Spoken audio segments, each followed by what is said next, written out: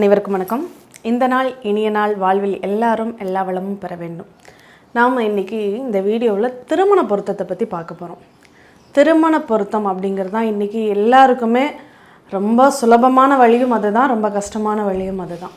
ஏன்னா திருமண பொருத்தம் இன்றைக்கி நிறைய சாஃப்ட்வேர் வந்துருச்சு, நிறைய புக்கு வந்திருக்கு. அதை பார்த்து அவங்களே திருமண பொருத்தம் பார்த்துக்க தயாராகிட்டாங்க அப்படின்னு சொல்லலாம்.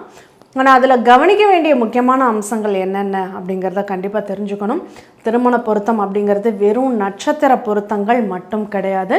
2 ஜாதக கட்டங்கள், ஆணுடைய ஜாதகமும் பெண்ணுடைய ஜாதக கட்டமும் அதில் உள்ள கிரக அமைப்புகளும் எப்படி இருக்குது அப்படிங்கிறத நம்ம அனலைஸ் பண்ணணும். அனலைஸ் பண்ணினா மட்டும்தான் அவங்களுடைய லைஃப் எப்படி இருக்கும் அப்படிங்கிறத நம்ம தெரிஞ்சுக்க முடியும். அதுலேயும் இந்த அட்சய லக்ன பத்ததி அப்படிங்கிற ஜோதிட முறையில், இந்த அட்சய லக்ன முறையில் திருமண பொருத்தம் பார்க்கறது எப்படி அப்படிங்கிறது நிறைய பேருக்கு ஒரு புலப்படாத ஒரு விஷயமாகவே இருக்குது.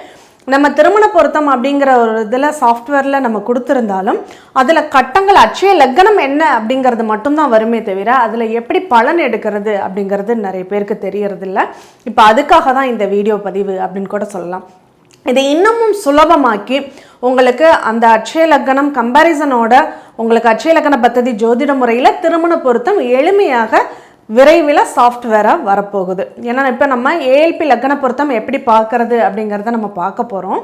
அதே நேரத்தில் அந்த லக்ன பொருத்தத்தை பொருத்தி அட்சய ராசியினுடைய பொருத்தமும் இதில் ரொம்ப அவசியம் அப்படின்னு சொல்லலாம். அட்சய லக்ன பொருத்தம் மட்டும் கிடையாது, அட்சய ராசி பொருத்தம் அப்படின்னு சொல்லலாம். அப்போ அந்த அட்சய ராசியுடைய பொருத்தமும் அதில் எப்படி இருக்குது, இந்த திருமணம் செய்வதற்கு உண்டான காலம் தானா, அது நடக்குமா, என்ன மாதிரியான விளைவுகள் ஏற்படும், என்ன மாதிரியான லாபங்கள் ஏற்படும் அப்படிங்கிறதெல்லாம் நம்மளால் ஈஸியாக அப்சர்வ் பண்ணிக்க முடியும்.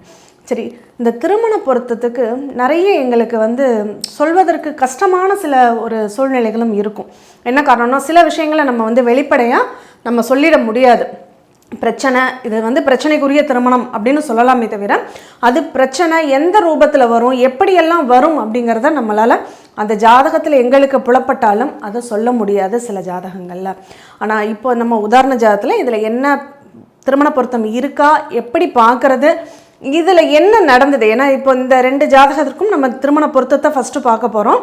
அது இருக்கா இல்லையாங்கிறதுக்கு அப்புறம் அடுத்த விஷயத்தை நம்ம என்னென்னு பார்க்கலாம். ஸ்ரீ குபேரன் டிவியை பார்த்தமைக்கு நன்றிகள். மேலும் இது போன்ற தகவல்களை தெரிந்து கொள்ள ஸ்ரீ குபேரன் டிவியை சப்ஸ்கிரைப் செய்யுங்கள். மறக்காமல் பெல் ஐக்கானை கிளிக் செய்யுங்கள்.